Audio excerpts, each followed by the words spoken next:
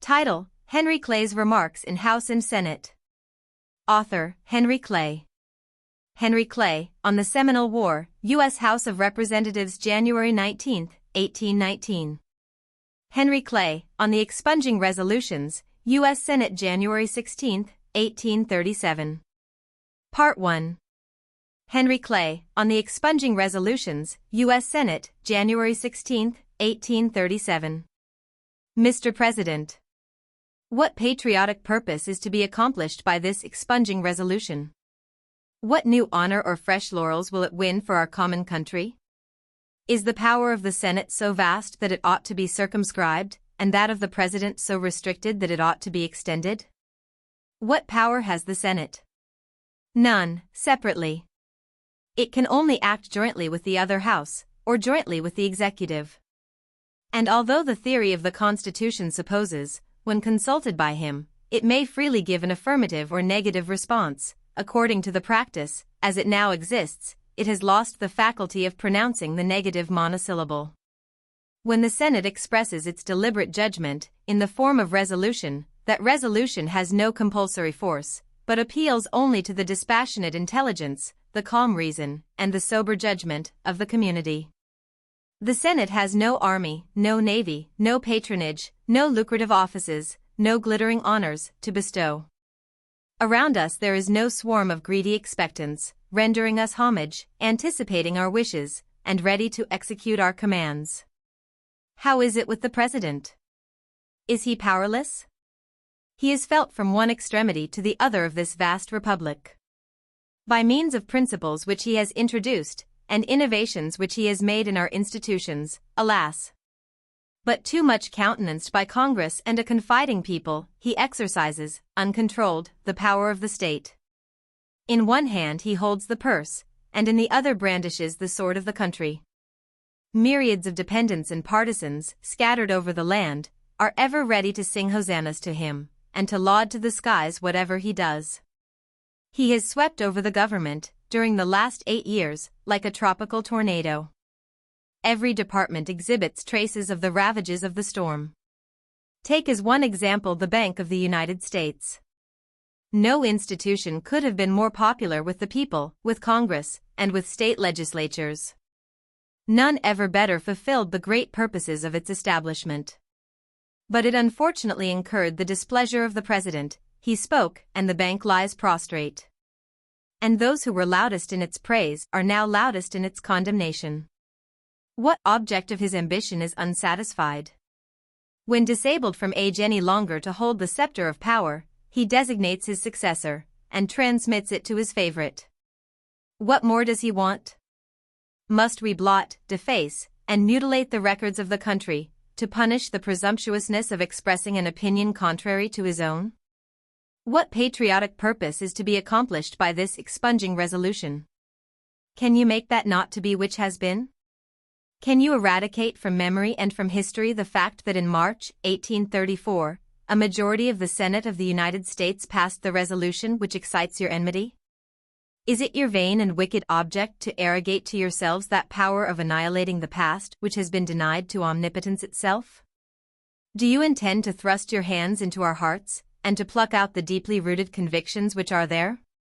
Or is it your design merely to stigmatize us? You cannot stigmatize us. Ne'er yet did base dishonor blur our name. Standing securely upon our conscious rectitude, and bearing aloft the shield of the Constitution of our country, your puny efforts are impotent, and we defy all your power. Put the majority of 1834 in one scale, and that by which this expunging resolution is to be carried in the other, and let truth and justice, in heaven above and on earth below, and liberty and patriotism, decide the preponderance. What patriotic purpose is to be accomplished by the expunging resolution? Is it to appease the wrath and to heal the wounded pride of the chief magistrate? If he be really the hero that his friends represent him, he must despise all mean condescension, all groveling sycophancy, all self-degradation and self-abasement. He would reject, with scorn and contempt, as unworthy of his fame, your black scratches and your baby lines in the fair records of his country. Black lines. Black lines. Sir, I hope the Secretary of the Senate will preserve the pen with which he may inscribe them, and present it to that senator of the majority whom he may select, as a proud trophy, to be transmitted to his descendants.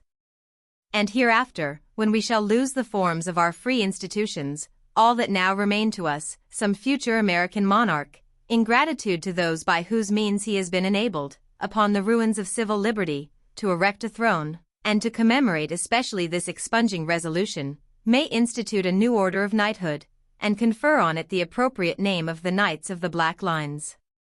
But why should I detain the Senate, or needlessly waste my breath in fruitless exertions? The decree has gone forth. It is one of urgency, too. The deed is to be done, that foul deed which, like the blood, staining the hands of the guilty Macbeth, all ocean's waters will never wash out. Proceed, then, to the noble work which lies before you, and, like other skillful executioners, do it quickly.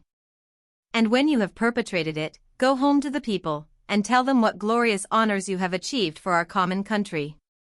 Tell them that you have extinguished one of the brightest and purest lights that ever burned at the altar of civil liberty. Tell them that you have silenced one of the noblest batteries that ever thundered in defense of the Constitution, and bravely spiked the cannon. Tell them that, henceforward, no matter what daring or outrageous act any president may perform, you have forever hermetically sealed the mouth of the Senate. Tell them that he may fearlessly assume what powers he pleases, snatch from its lawful custody the public purse, command a military detachment to enter the halls of the Capitol, overawe Congress, trample down the Constitution, and raise every bulwark of freedom, but that the Senate must stand mute, in silent submission, and not dare to raise its opposing voice. Tell them that it must wait until a House of Representatives, humbled and subdued like itself, and a majority of it composed of the partisans of the President, shall prefer articles of impeachment. Tell them, finally, that you have restored the glorious doctrine of passive obedience and non-resistance. And, if the people do not pour out their indignation in imprecations, I have yet to learn the character of American freemen. Part 2. Henry Clay, on the Seminole War, U.S. House of Representatives, January 19, 1819. If my recollection does not deceive me, Bonaparte had passed the Rhine and the Alps, had conquered Italy, the Netherlands, Holland, Hanover, Lubeck, and Hamburg, and extended his empire as far as Altena, on the side of Denmark. A few days' march would have carried him through Holstein, over the two belts, through Funen, and into the island of Zealand. What, then, was the conduct of England? It was my lot to fall into conversation with an intelligent Englishman on this subject.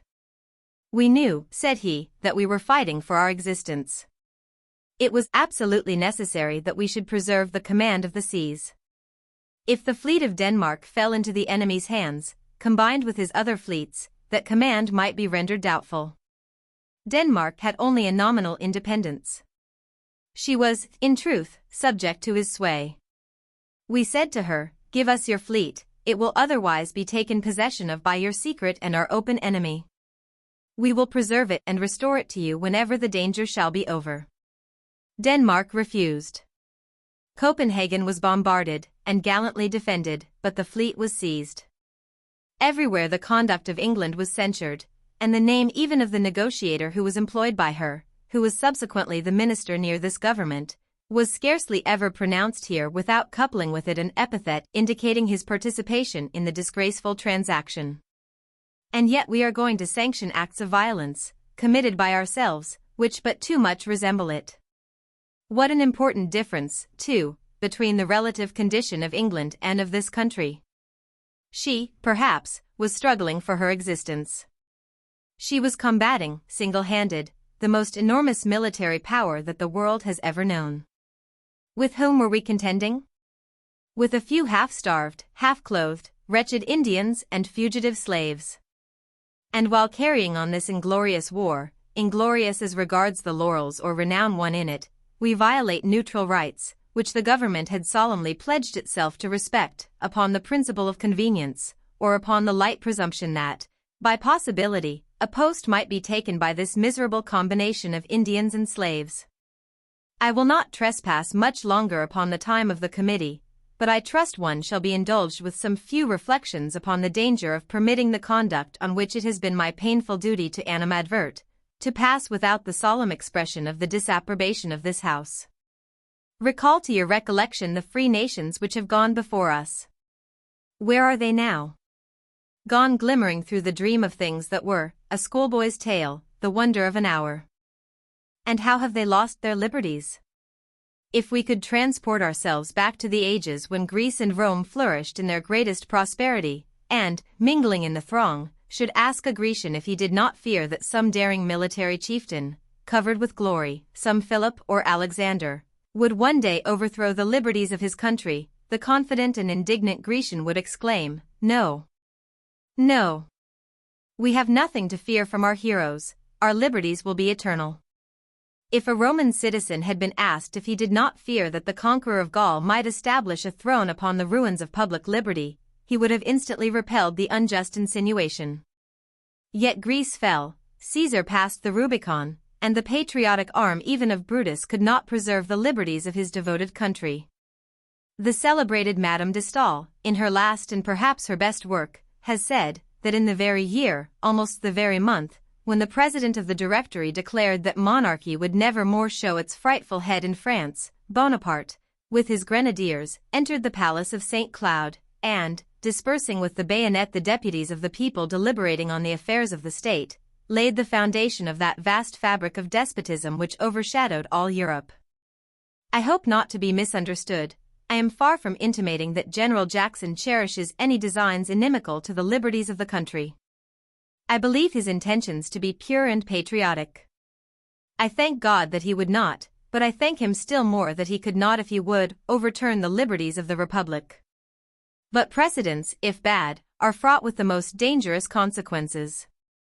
Man has been described, by some of those who have treated of his nature, as a bundle of habits. The definition is much truer when applied to governments. Precedents are their habits. There is one important difference between the formation of habits by an individual and by governments. He contracts only after frequent repetition. A single instance fixes the habit and determines the direction of governments. Against the alarming doctrine of unlimited discretion in our military commanders when applied even to prisoners of war, I must enter my protest. It begins upon them, it will end on us. I hope our happy form of government is to be perpetual. But, if it is to be preserved, it must be by the practice of virtue, by justice, by moderation, by magnanimity, by greatness of soul, by keeping a watchful and steady eye on the executive, and, above all, by holding to a strict accountability the military branch of the public force. We are fighting a great moral battle for the benefit not only of our country, but of all mankind. The eyes of the whole world are in fixed attention upon us. One, and the larger portion of it, is gazing with contempt, with jealousy, and with envy, the other portion, with hope, with confidence, and with affection. Everywhere the black cloud of legitimacy is suspended over the world, save only one bright spot, which breaks out from the political hemisphere of the West, to enlighten and animate and gladden the human heart. Obscure that by the downfall of liberty here, and all mankind are enshrouded in a pall of universal darkness. To you, Mr. Chairman, belongs the high privilege of transmitting, unimpaired, to posterity the fair character and liberty of our country. Do you expect to execute this high trust by trampling, or suffering to be trampled down, law, justice, the Constitution, and the rights of the people? By exhibiting examples of inhumanity and cruelty and ambition? When the minions of despotism heard, in Europe, of the seizure of Pensacola, how did they chuckle and chide the admirers of our institutions, tauntingly pointing to the demonstration of a spirit of injustice and aggrandizement made by our country, in the midst of an amicable negotiation. Behold, said they, the conduct of those who are constantly reproaching kings. You saw how those admirers were astounded and hung their heads. You saw, too, when that illustrious man, who presides over us, adopted his pacific, moderate, and just course, how they once more lifted up their heads with exultation and delight beaming in their countenances. And you saw how those minions themselves were finally compelled to unite in the general praises bestowed upon our government. Beware how you forfeit this exalted character. Beware how you give a fatal sanction, in this infant period of our republic, scarcely yet 20 years old, to military insubordination. Remember that Greece had her Alexander, Rome her Caesar, England her Cromwell, France her Bonaparte, and that if we would escape the rock on which they split we must avoid their errors. How different has been the treatment of General Jackson and that modest, but heroic young man, a native of one of the smallest states in the Union, who achieved for his country, on Lake Erie, one of the most glorious victories of the late war. In a moment of passion he forgot himself and offered an act of violence which was repented of as soon as perpetrated. He was tried, and suffered the judgment to be pronounced by his peers. Public justice was thought not even then to be satisfied. The press and Congress took up the subject. My honorable friend from Virginia, Mr. Johnson, the faithful and consistent sentinel of the law and of the Constitution, disapproved in that instance, as he does in this, and moved an inquiry. The public mind remained agitated and unappeased until the recent atonement, so honorably made by the gallant Commodore. And is there to be a distinction between the officers of the two branches of the public service? Are former services, however eminent, to preclude even inquiry into recent misconduct? Is there to be no limit, no prudential bounds to the national gratitude? I am not disposed to censure the President for not ordering a court of inquiry, or a general court-martial. Perhaps, impelled by a sense of gratitude, he determined, by anticipation, to extend to the general that pardon which he had the undoubted right to grant after sentence. Let us not shrink from our duty. Let us assert our constitutional powers, and vindicate the instrument from military violation. I hope gentlemen will deliberately survey the awful isthmus on which we stand. They may bear down all opposition, they may even vote the general the public thanks, they may carry him triumphantly through this house. But, if they do, in my humble judgment, it will be a triumph of the principle of insubordination, a triumph of the military over the civil authority, a triumph over the powers of this house, a triumph over the constitution of the land. And I pray most devoutly to heaven that it may not prove, in its ultimate effects and consequences, a triumph over the liberties of the people.